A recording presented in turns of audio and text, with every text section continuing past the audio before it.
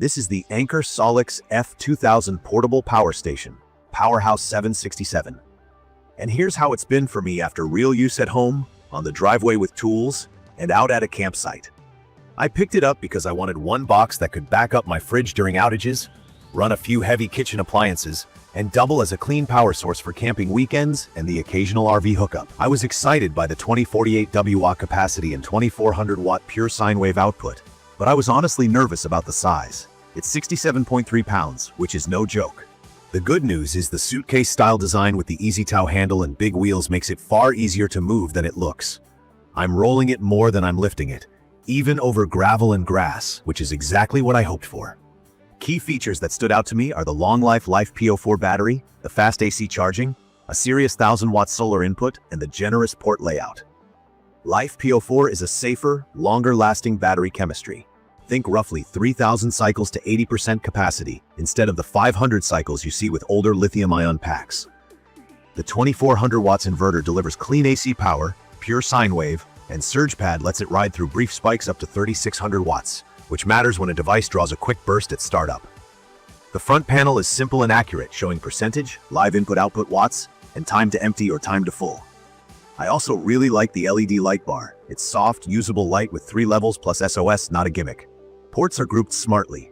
4 AC outlets, a dedicated TT30 RV port, 3 100-watt USB-C, 2 USB-A, and 2 12-volt car outputs.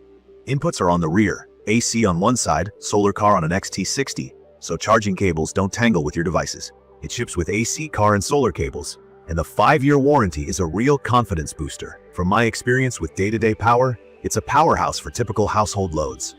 I ran a coffee maker and an air fryer together, and even tested a toaster plus a Ninja Crockpot air crisper. The peak surge I saw on the display was just under 2900 watts and it stayed up, no shutdown. I also cooked on a 2130 watts induction hob without drama. For a more modest test, I powered my TV, AV receiver, modem, and router together at around 430 watts. The runtime estimate was about 4 to 5 hours from full, and the actual drain matched what I expected after accounting for inverter efficiency. For the fridge, I paired the F2000 with the expansion battery for 4,096 watt-hours total and tracked nearly 2 days of runtime during cycling, plenty for a typical storm. Not everything was perfect. Induction motors can be touchy. My miter saw was fine, but a big table saw and a pressure washer didn't always start cleanly. The inrush current on those motors is quirky, and even though the running watts are within limits, the startup surge profile can still trip the protection. So if your plan is to run larger tools with induction motors, I'd test your exact model. I also ran into a home wiring quirk. Plugging into a kitchen circuit protected by a modern dual-function AFCI-GFCI breaker caused trips. Moving to a standard breaker solved it. If you see mystery trips, try another circuit. On the UPS side, the switchover is very fast, under 20 milliseconds, but my smart fridge's display rebooted once during a brief outage. The compressor kept running, but the screen flickered off and back on. That tells me this is a solid line interactive UPS alternative for general home backup, not a substitute for a true online double conversion UPS for mission-critical gear like servers. Charging is where this thing shines. With AC, it'll take up to 1440 watts, so 0-80% lands around 1.4 hours, and full is roughly 2 to 2.5 hours. Fan noise measured at about quiet office levels for me when charging hard, and at moderate loads, I barely notice it. I appreciated that I could throttle the AC input in the app. When I tried topping up from a small gas generator, the default 1440 watt pull was too aggressive and caused a start-stop loop. Dropping the input to around 700-800 watts made the charge steady and painless.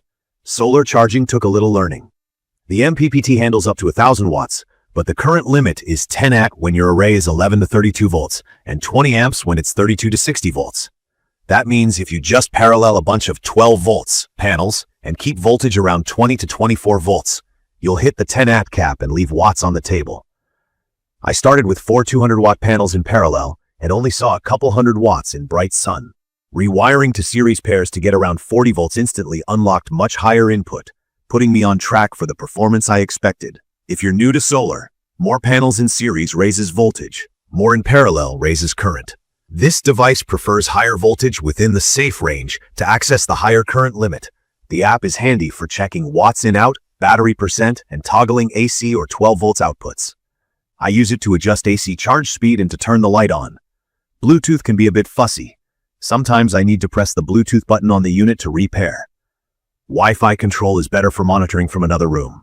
Firmware updates have improved things, though once I had a weird schedule bug that cleared after an update. Build quality is excellent. The unibody shell feels rugged, and the carbon fiber accent on top gives it a nice finish without being flashy. The handles are secure and well placed, and the wheels feel durable and quiet. Anker claims the chassis is drop-proof. I didn't try to destroy it, but it took some bumps getting in and out of an SUV without any scuffs or rattles. It's big, about 20.67 by 9.84 by 15.55 inches, so I plan where it sits to avoid creating a trip point in tight areas. In my opinion, this is a prosumer power station. It's easy to use at a basic level, but it rewards a bit of know-how. If you understand that Life PO4 trades weight for longevity, that series solar wiring is the path to higher watts, and that some motor loads are tricky, you'll get outstanding results. It excels at what most people actually need in an outage or off-grid weekend.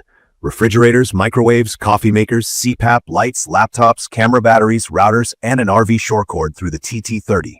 The fast AC recharge means you can top it up between uses without babysitting it all day.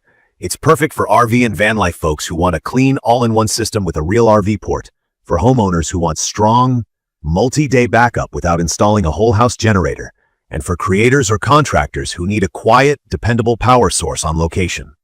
From my experience, the few quirks are predictable and manageable once you know them. I'd recommend this for anyone who wants serious portable power, plans to use solar properly, and values long-term durability. If your needs are light, just phones, lights, and a cooler, it's probably more than you need. And if you must protect super-sensitive servers with zero tolerance for any switchover, a true online UPS is the safer choice. In conclusion, the Anker SOLIX F2000 PowerHouse 767 nails the fundamentals. Big usable power, fast charging, thoughtful design, and a battery that's built to last. The weight is real, but the wheels and handles solve it. The inverter is strong, the solar ceiling is high if you wire it right, and the 5-year warranty shows confidence. I'm keeping it in my rotation for home backup and trips because it's proven reliable, flexible, and worth learning. If you found this video helpful, please subscribe to the channel and drop your questions or your own experience in the comments. Thank you for watching.